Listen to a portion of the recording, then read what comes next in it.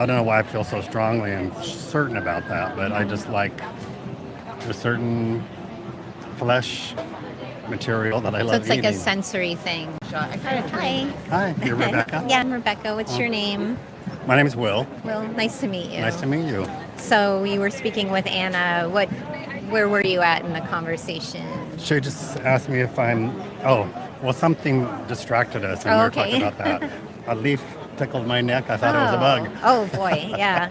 So, do you think that it's okay for the more powerful to oppress different individuals or weaker beings? No, I don't think oppression's good in any way. No. In any way. Yeah, we agree on that. So that's kind of like a no-brainer. Yeah. What do you think about when it comes to like different species, like animals that we use for food, clothing, items, objects, and we use them for medicine, entertainment, science? What do you think about using animals? Well, that's a tricky one. Okay. Because I've gone back and forth on that. I could see where I guess I put a higher priority on the lives of humans, and in some circumstances it's okay to use animals. And it's like, it seems kind of harsh, but not with thought. It has to have thought and careful consideration, and it has to be carried out humanely, if there's such a thing as killing someone humanely. Well, yeah, what would those circumstances be that would justify killing a being that doesn't want to die? That would justify killing them?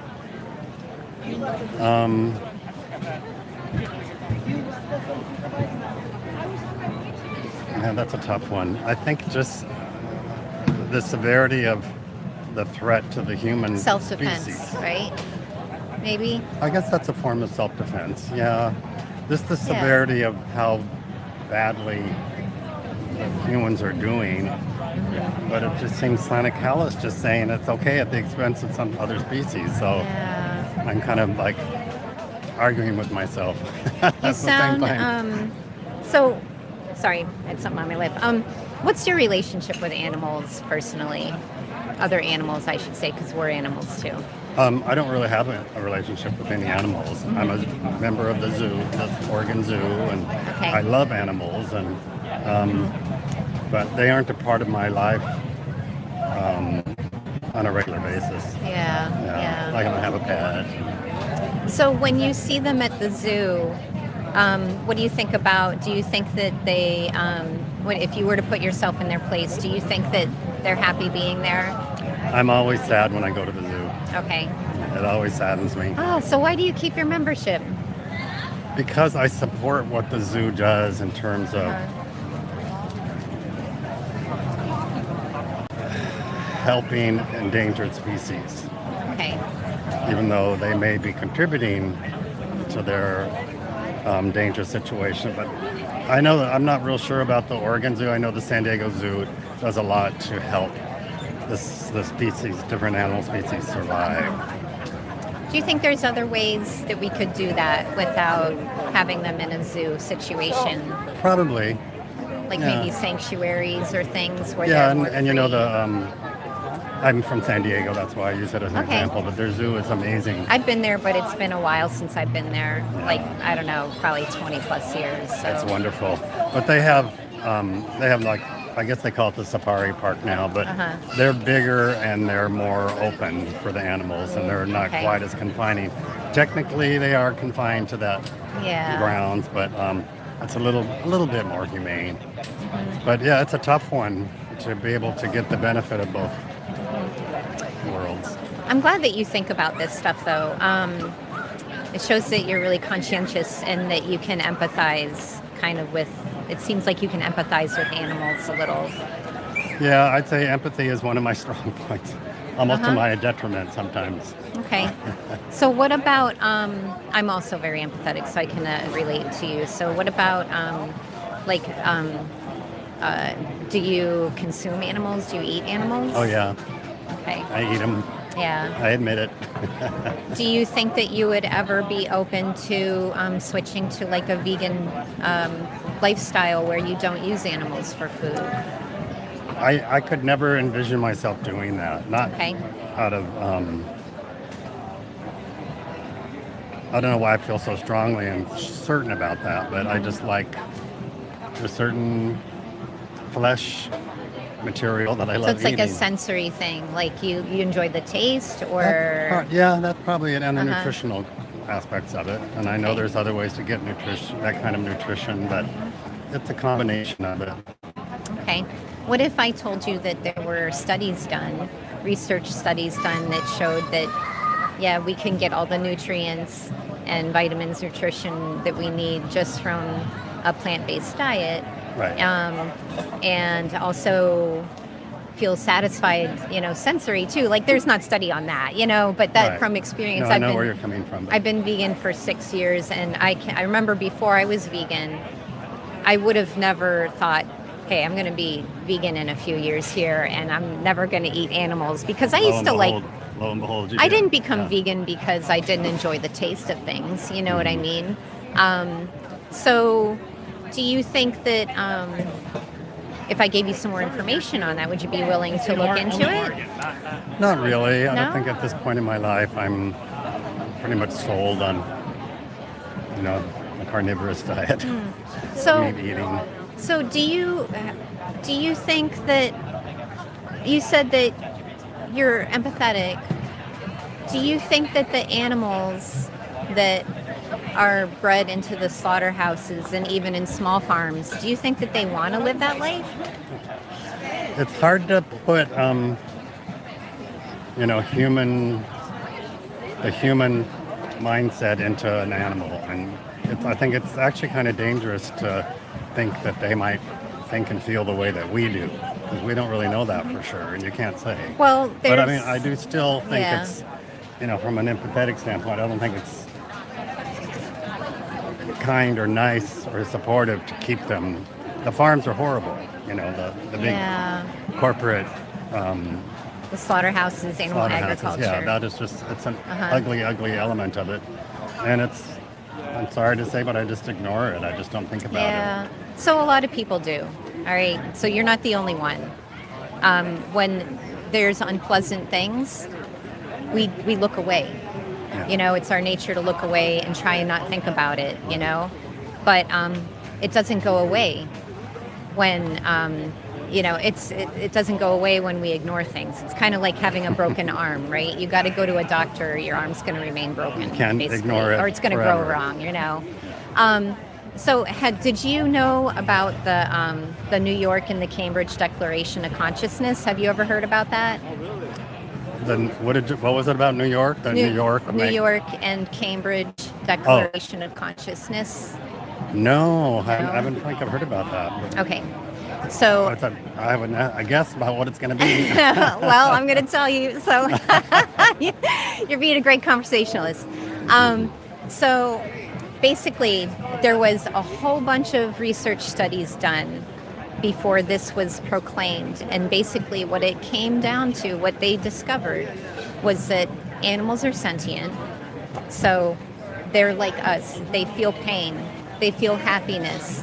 They have their own relationships, their own social circles, their own goals, even if they're not the same goals as us. They have things that they want to do, They have things that they value.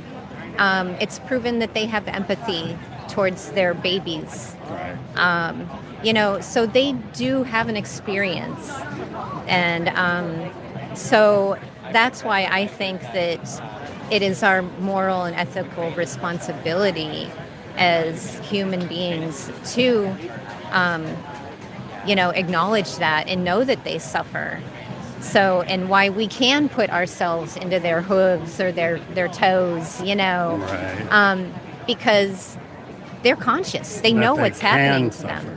They suffer. They can suffer. They do suffer. But I don't know about, it's a broad category to say that all animals are suffering. Well, the ones that are in captivity and being used are suffering. Yeah, that makes They sense. are. But not all of them. Not It just sounded like you said all animals are Well, suffering. no, the ones that aren't being. You're referring to captive and bred animals Yeah. that are on a slaughterhouse and being lined up like. That, yeah, I'm talking about that. I'm talking about science labs. I'm talking about entertainment, like circuses. Oh, yeah. So there's a lot of ugly ways animals Yeah. are used, but Yeah. and I imagine it's not pleasant to think that those types of animals are having to experience what you're describing. It's not pleasant. So what do we do about it? Well, just be glad that there's vegans. What about you? Where's Is that your callous? responsibility Is that callous? in all of this? I'm not going to really take a lot of responsibility in it. I'm just going to keep doing what I'm doing. I don't think, I'm not sure how much of an impact I could have. I imagine everybody makes a difference. And, probably could help to some extent. But think about this. If you were an animal that was being used for your body, your secretions, your milk, whatever you're being used for, and you're going to be slaughtered or entertainment or whatever, and you heard somebody say, I don't know what kind of difference I would make by not stop promoting this behavior upon you'd want them. How would you feel? You'd want them to not think that way and don't forget about me. Exactly. Yeah. I can tell you have a heart. And,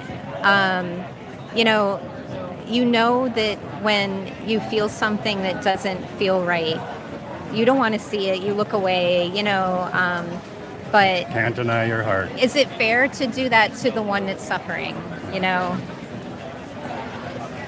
Fair is a tough question. So I don't think I can really answer that. Okay. I mean, to an extent, it could be unfair, but overall, whether it's fair or not, in a broader sense, I don't know. Okay. Would you want to be treated as how they're treated? Oh, no. Okay. No. So I've been vegan for 6 years, and I save 100 to 300 animals per year by not eating them, by using them for any type of product. So to me, just one person, I make that kind of difference. And we live in a capitalistic society, so we know what that does. It's a demand and supply. And so now we see more plant-based markets opening up. And even then, I don't eat a lot of that processed. Sometimes I eat some of the processed plant-based foods. Right. But, the vegan population is growing. So to me, it's kind of like you can either be a part of the solution or you can continue to be part of the problem that promotes suffering and violence in the world. So it's kind of something to think about, How about if I ask you a question? Can I turn it around? Yeah. What's up? Well, when I read the signage, I didn't know anything about what the discussion was going to be like. And, I'm open to talk about stuff, and, it doesn't matter. In the back of my mind, I'm thinking most likely there is a reason why you're doing it. Yeah. So, do you think that it's better or it doesn't matter that you don't let the interviewee know what your main reason for conducting the interview is for? Well, tell me, would you rather have known what you were walking into? Well, but then you want to just catch me off guard and have us a Not ride. necessarily. Yeah. I think that this has touched a nerve, and I apologize. I didn't mean to. That's the last thing I wanted, but I'm out here to advocate for the animals. And so to me, if it touches a nerve, that means that it's sparking up some emotion in you. Perhaps. Actually, the nerve that it triggers is just your process. Okay. Yeah, and it's like, I can say I got to go, can't talk. Yeah, I'm leaving. you could disengage at I any cannot point. do it. Yeah. But I just think your approach is not, and here we go with the fair word again, it's not entirely fair.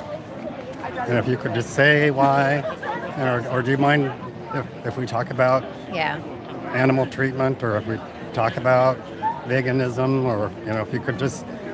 I know you don't want to do that because you're afraid I'll turn around and walk away. Well, but I because don't you think it's fair. already look away when you see any type of information about animals being used. So I am forced to come out here in public and do this. Well, I don't agree with you. Okay. Well, would you like to end the interview right now? No, well, yeah, we might as well because my legs are killing me. Okay. Do you want one of our cards? No, that's okay. Okay. I have a newly diagnosed condition that creates constant dizziness. I'm sorry. It's called PPPD. I'm sorry. Yeah, and it is what it is, but it's kind of like some kind of weird thing with my brain, and it's I'm sorry. processing sensory data, vision and hearing, and then the proprioceptors in my muscles. So my muscles are giving out. Sorry, do you want a sample of our vegan candy bars that we have? That's okay. I've had vegan food before. Right. I have eaten at vegan restaurants, and I love them. Okay, well, I just wanted to give you something for free because you were so nice for having a conversation with me. Thank you. Nice of you and I too. appreciate your feedback. Yeah, you're I'll welcome. consider it. Okay, thank you. All right, take care. Okay, bye-bye. All right.